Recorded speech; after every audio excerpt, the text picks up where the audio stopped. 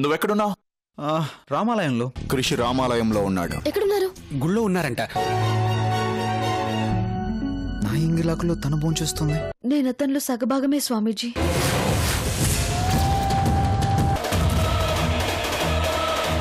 ఆ రోజు ఈ దారం మీద నీకింత ఎఫెక్షన్ ఉందని చెప్తే నా చేతులతో నేనే తెంచి అవతల పారేసేవాణ్ణి.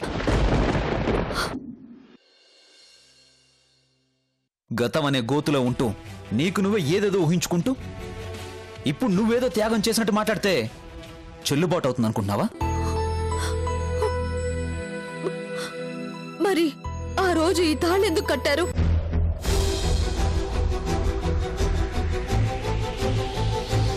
అదేం నీ మీద మోజుపడి కట్టలేదు. ఆ క్షణంలో జనం నుండి తప్పించుకోవడానికి కట్టాను అంతే.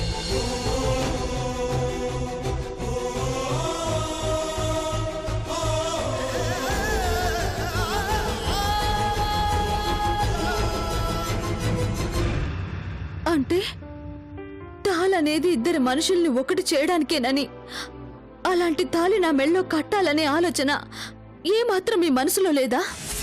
ఎందుకుండాలి? కళ్ళు లేనివాడు కలర్ టీవీ చూడాలనుకోవడం అమాయకత్వం. నమ్మకం లేనివాడు తాళి గురించి ఆలోచించడం మూర్ఖత్వం. నేను మూర్ఖుణ్ణి కాదు. అలాంటప్పుడు నన్నెందుకు మీ ఆఫీస్లో పెట్టుకున్నారు? ఎందుకు నన్ను అందులో మెక్కించారు? నువ్వు ఎంప్లాయీ కాబట్టి, నేను ఎండీని కాబట్టి. ఎంప్లాయీని మాత్రమే అయితే జీతం ఇచ్చి పంపించేయాలి, జీవితాన్ని దిద్దేయకూడదు. పక్కిళ్ళు తెలియని నాకు ఎందుకు ప్రపంచాన్ని పరిచయం చేశారు? క్యాంటీన్ లో ఉన్న నన్ను కాన్ఫరెన్స్ హాల్ కి ఎందుకు తీసుకెళ్లారు? బుద్ధి గడ్డి తిని టాలెంట్ ఉన్నదానివి కదా, అది వేస్ట్ అయిపోతే బాగుండదని జాలిపడి నేను ఎంకరేజ్ చేశానంతే. కానీ నువ్వేదో నేను తాళి కట్టిన పెళ్ళానవని కాదు.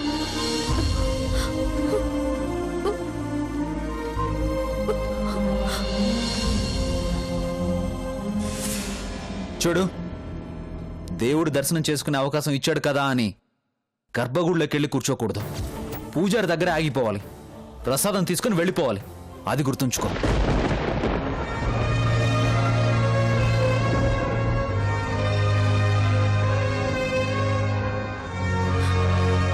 అదే నిజమైతే నువ్వు లేకుండా నేను లేనని ఎందుకన్నారు?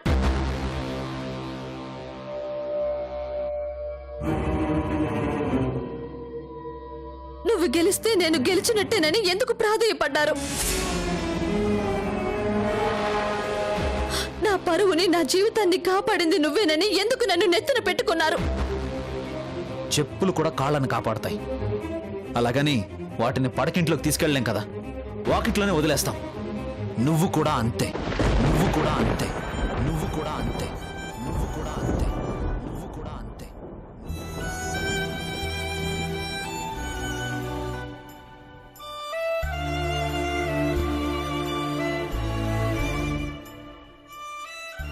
పని బాగా చేస్తే బోనస్ ఇవ్వచ్చు, ప్రాజెక్ట్ తెస్తే ప్రాఫిట్ ఇవ్వచ్చు.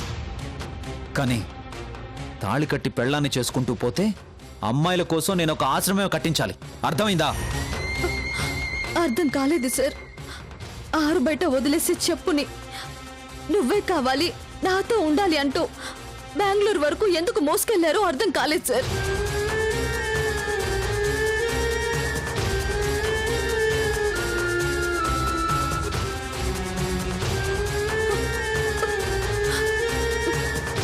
నాతో ఏ సంబంధం లేదనుకునే మీరు ఒంటరిగా ఒకే గదిలో నాతో ఎందుకు గడిపారో అర్థం కాలేదు సార్. చెప్తారా కాస్త? ఆ రోజు ఫ్లైట్ మిస్ అయిందని కంగారు పడుతున్నా నాకు కారులో వెళ్దామని సలహా ఇచ్చింది నువ్వే. కంపెనీ డిజైనరు కాబట్టి నాతో రమ్మన్నాను. ఫ్రెండ్లా భావించాను కాబట్టి కంపెనీ కోసం కలిసి వెళ్దాం అన్నాను. అది తప్ప? కంపెనీ కోసం తీసుకెళ్లిన వాళ్ళకి అంత దగ్గర అవుతారా సార్? ఫ్రెండ్ గా భావించిన వాళ్ళని ముద్దు పెట్టుకుంటారా సార్?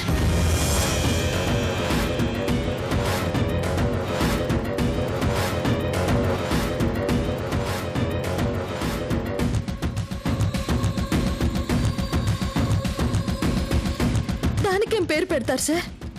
ఒక ఆడదాన్ని అంత చనువుగా ఎవరు తాకుతారు, అంత హక్కుగా ఎవరు ముద్దు పెట్టుకుంటారు? కట్టుకున్న మొగుడు తప్ప. అది ప్రేమని మీకు అనిపించలేదా? ఏమన్నా ప్రేమ? ఇంకొక మాట మాట్లాడామంటే చంపేస్తాను.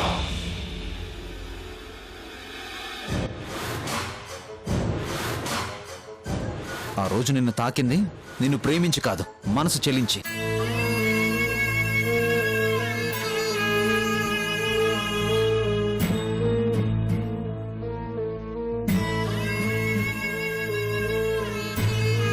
ఆ రోజు నిన్ను ముద్దు పెట్టుకుంది మొగుళ్ళా కాదు, ఓ మగాడిలా.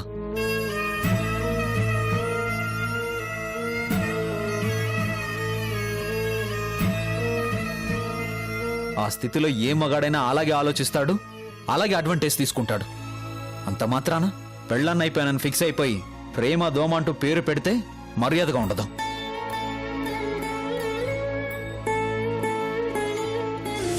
అవును, నేను తొందరపడ్డాను, మరి నీకేమైంది? చీకొట్టొచ్చుగా, వదిలించుకోవచ్చుగా. ఏ కానీ ఎందుకు అలా చేయలేదు? అంటే కమిట్ అయిపోతే కలిసి కాపురం చేయొచ్చు అనుకున్నావా? కాదు కాదు కాదు, మనసా వాచా మిమ్మల్ని నా భర్త అనుకున్నాను కాబట్టి, మిమ్మల్ని ప్రేమించాను, మిమ్మల్ని ఆరాధించాను కాబట్టి అందుకే మౌనంగా ఉన్నాను. Shut up. అసలు ప్రేమ అంటే ఏంటో తెలుసా నీకు? నువ్వు నన్ను ప్రేమిస్తున్నావా? నాన్సెన్స్. నీ స్థాయి ఏంటో గుర్తు చేసినా ప్రేమిస్తున్నాను అనడానికి సిగ్గుగా లేదు? నీ ప్రేమకి నా ప్రేమకి ఎంత తేడా ఉందో తెలుసా నీకు? నీ బతుక్కి నా బ్రతుక్కి భూమికి ఆకాశానికి ఉన్నంత వ్యత్యాసం ఉంది. అసలు క్రిష్ అంటే ఏమనుకున్నావు? నా లైఫ్ వాల్యూ ఏంటో తెలిసే మాట్లాడుతున్నావా?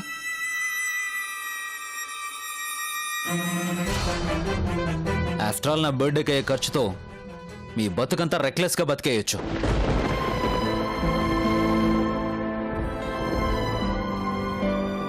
నీ 20 ఏళ్ల జీవితంలో నువ్వు హైదరాబాద్ దాటి 6 అంగుళం కూడా వెళ్ళుండవు. కానీ నేను 10 ఏళ్లకే 20 దేశాలు చూశాను. 25 ఏళ్లు దాటకముందే ప్రపంచాన్ని చుట్టేశాను. అలాంటిది నీ స్థాయి ఎక్కడ, నా స్థాయి ఎక్కడ?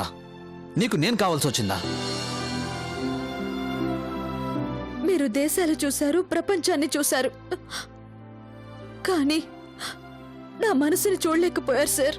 చూడను, చూసే అవసరం నాకు లేదు. నేను ఆడదాన్ని, ఆట వస్తువుని ఒకేలా వాడతాను. అందుకే చెప్తున్నాను, ఇప్పటికైనా ఆ తాళి తీసిపారు. ఆడది తాళి తీసేది ఒకే ఒక్కసారి, అది కట్టినవాడు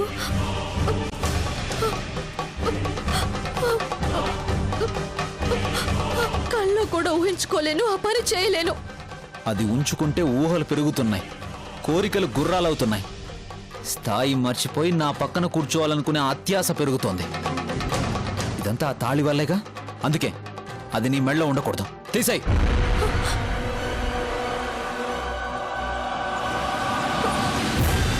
లేదు, నా వల్ల కాదు, నేను తీయలేను. తీస్తావా లేదా? నా ప్రాణం పోయినా ఆ పని చేయను. అయితే నేను కట్టిన తాళి నేనే తెంచేస్తాను. వద్దు వద్దు సార్, వద్దు sir. Sir please please sir, వద్దు సార్, నా మాట వినండి సార్. ప్లీజ్ సార్, వద్దు వద్దు సార్, నా మాట వినండి. వద్దు వద్దు సార్, ప్లీజ్ సార్, వద్దు సార్. సార్ ప్లీజ్ వదిలేయండి, వద్దు.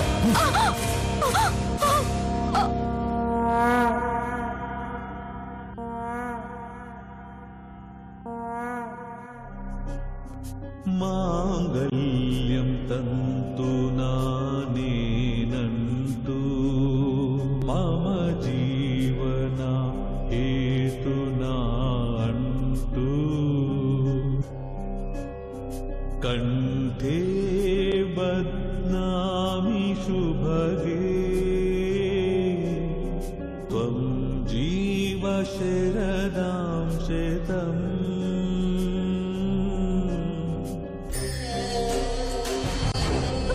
తాళి తాళి పవిత్రత అంటూ లెక్చర్లు ఇచ్చావుగా, ఆ తాళి ఇప్పుడు ఊడిపోయింది.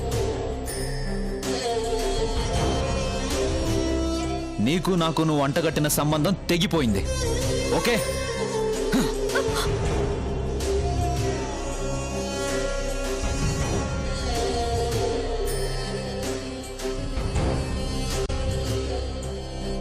సగభాగమై నిన్ను సగములోనే ఇంకెప్పుడు నా కళ్ళ ముందు కనబడకు. Good bye. కాలుతోంది నా ప్రాణం, నాడు నేడి మంటే మిగిలింది సాక్ష్యం.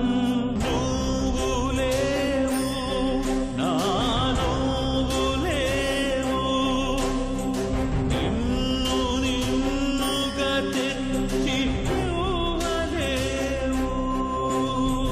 మాంగళ్యం తంతునా నేనంటూ తాళి కట్టిన వేళ వేసాను ఒట్టు.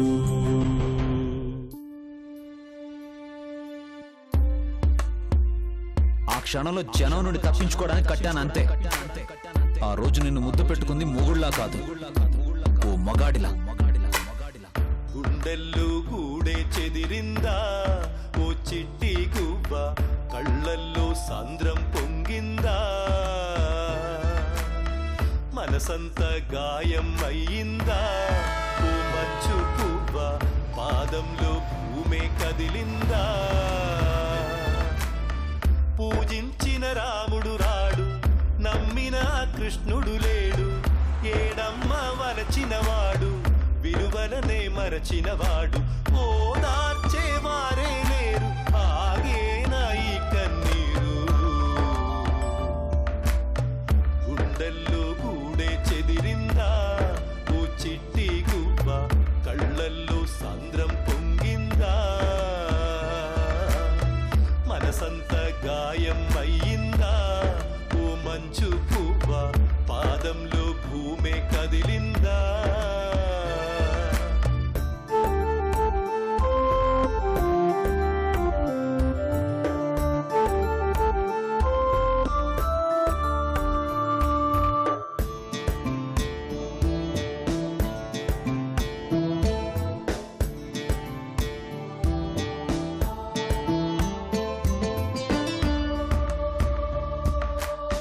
నిశిరాతిరి బుసగొట్టిందో ఆ దైవం పగపట్టిందో, ఏ పాపం తెలియని మనసా ఊరుకో.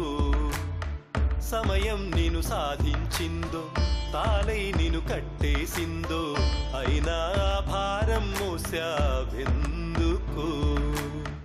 ఇన్నాళ్ళకి విడిచిన మౌనం సృష్టించిందా ఈ ప్రళయం, చెప్పడమా చేసిన నేరం, దోషిగా నిలబెట్టిన వైనం, ఎటు చూసిన చీకటి వలయం, ఏదమ్మ చేరే తీరం.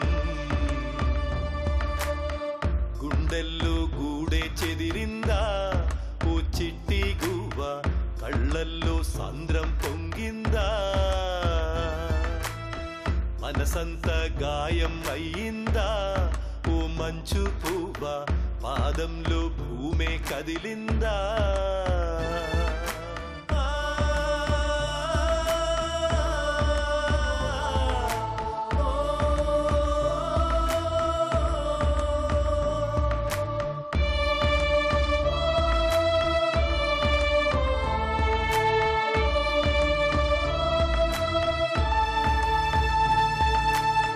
చెరువులోన ఈదే చేపకి, తరువు మీద బ్రతికే పక్షికి, అంతస్తుల తేడుంటుందా దైవమా.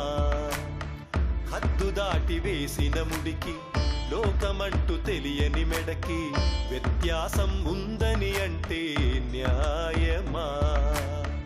ఊహించావా ఈ ఘోరం, నిందలు వేస్తుంది కాలం, ఎక్కెక్కి ఏడ్చిన తరుణం, చినబోయిందమ్మో గగనం. పొమ్మందా నమ్మిన హృదయం, చూసేవారేపటి ఉదయం.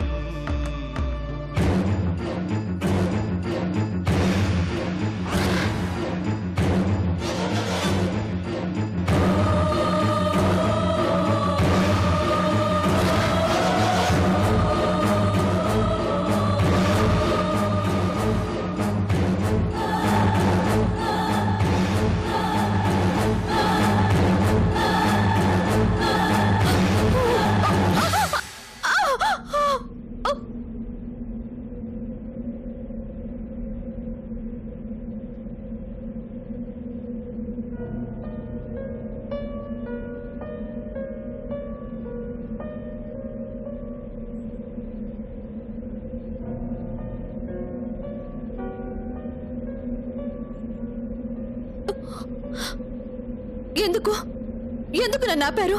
ఏయ్, పిచ్చిగానే పట్టిందా నీకు? ఒక్క సెకండ్ నేను రావడం గనక లేట్ అయింటే ఈ పాటికి చచ్చేదానివి. కొత్తగా చచ్చేదేముంది? నేను చచ్చి చాలాసేపు అయింది. ఎప్పుడైతే కట్టిన తాళిని తెంచేశారో అప్పుడే చచ్చిపోయాను. షడప్, బుద్ధుందా నీకు? ఎంతసేపు తాళి తాళి అంటావు? ఏముంది అందులో? నా ప్రాణం, నా బ్రతుకు, నా సర్వస్వం. కానీ అవన్నీ ఈరోజు బోర్డు చేశారు. పిచ్చి పిచ్చిగా మాట్లాడుకో. 1/2 మీటర్ దారానికి 10 గ్రాముల పసుపు రాసిన దాన్ని ISI మార్కులా ఫీల్ అవుతున్నావు? సిగ్గే ఇట్లేదు? దానికి రాసింది కేవలం 10 గ్రాముల పసుపు కాదు. ఆ పసుపే ఆడదాని పచ్చని జీవితం. కానీ ఆ జీవితం ఈరోజు చిత్తు కాగితంలో మారింది. అలాంటప్పుడు ఎందుకు ఈ పనికిరాని బ్రతుకు? నాకెందుకు? నన్ను చావనివ్వండి. ఏయ్, ఆగు.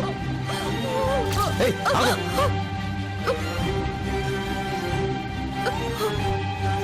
అంటే చస్తానని బెదిరిస్తే కట్టిన తాళిని చూసి కన్విన్స్ అయిపోతాననుకున్నావా?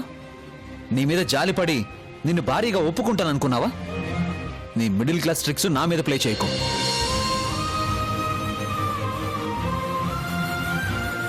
మిమ్మల్ని బెదిరించి మీ పంచన చేరాలనుకోలేదు.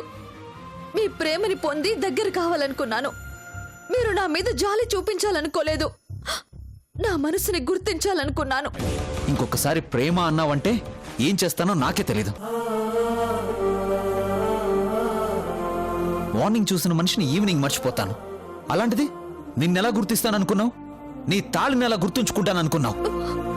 గుర్తుంచుకోలేకపోతే గుర్తులు చెరిపేయండి. మీ జ్ఞాపకాలని తుడిచేయండి. లేదా నన్ను చావనివ్వండి. ఇదే మీ మిడిల్ క్లాస్ బుద్ధి.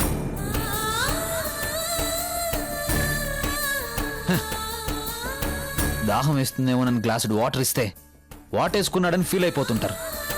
ఆకలేస్తుందేమోనని ముద్ద అన్నం పెడితే ముద్దు కూడా పెట్టాడని పుకార్లు చేస్తుంటారు.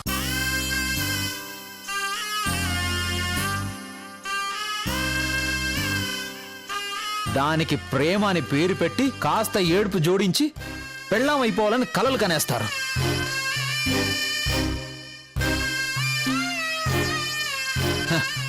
తల వంచితే సెటిల్ అయిపోతారు. కాదంటే ఇదిగో ఇలా ఇలా బ్లాక్మెయిల్ చేస్తారు. అవునండి, మిడిల్ క్లాసే. మా మిడిల్ క్లాస్ వాళ్ళకి ఆకలి దప్పికలతో పాటు మనుషుల్ని నమ్మడం తెలుసు.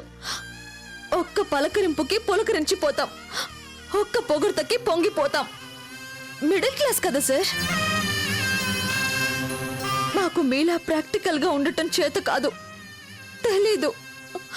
మాయని నిజం అనుకుంటాం, నిజాన్ని భ్రమ అనుకుంటాం.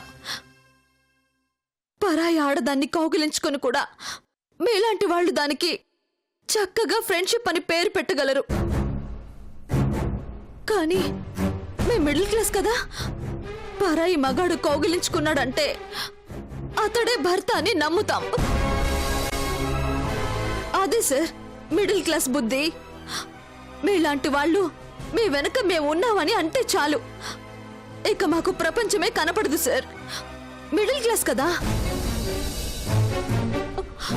మేము ఓడిపోయి అయినా నమ్మిన వాళ్ళని గెలిపించాలనుకుంటాం. ఎంత తప్పు సార్ అది. ఏంటి, నువ్వేదో నన్ను ఉద్ధరించాననుకుంటున్నావా? నువ్వే నన్ను దగ్గరుండి పైకి తీసుకొచ్చినట్టు అంత బిల్డప్ ఇస్తున్నావు. మిమ్మల్ని పైకి తీసుకొచ్చే తాహత నాకెక్కడిది సార్. అందుకే నేను మిమ్మల్ని అందుకోలేక, మిమ్మల్ని కిందకి దింపలేక నేనే పైకి పోవాలనుకుంటున్నాను. బ్రతికే అర్హత ఎలాగూ లేదు. కనీసం చచ్చే అవకాశమైనా ఇవ్వండి. చచ్చి ఎవరిని సాధిస్తావు? నన్నేగా. నీ పాటికి నువ్వు చచ్చిపోతావు. కానీ చట్టం అనేది ఒకటి ఉంటుందిగా. పోలీసులు వస్తారు, నీ చావుకు నేనే బాధ్యుడని నిర్ణయించుకుంటారు.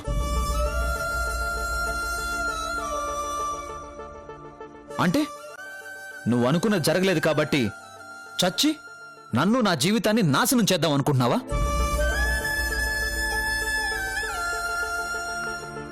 ఓ, ఈ రకంగా నన్ను సాధించాలనుకుంటున్నావా?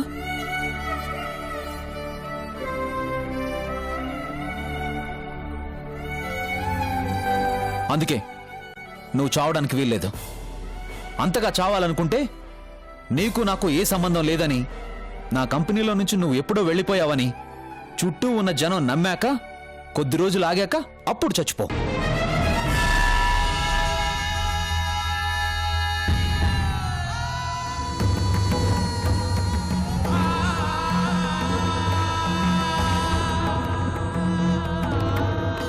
అంతేగాని నీ ప్రాణం తీసుకుని నా ప్రాణం తీయకు.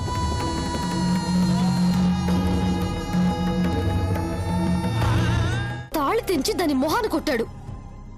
ఆ విషయం ఎందుకు మర్చిపోతున్నావు నువ్వు? కట్టిన తాళి దాని మెడలో లేదు, అది వాడి మనసులో లేదు. ఇంకేంటడ్డు? ఎర్రని మట్టి తీసుకోండి.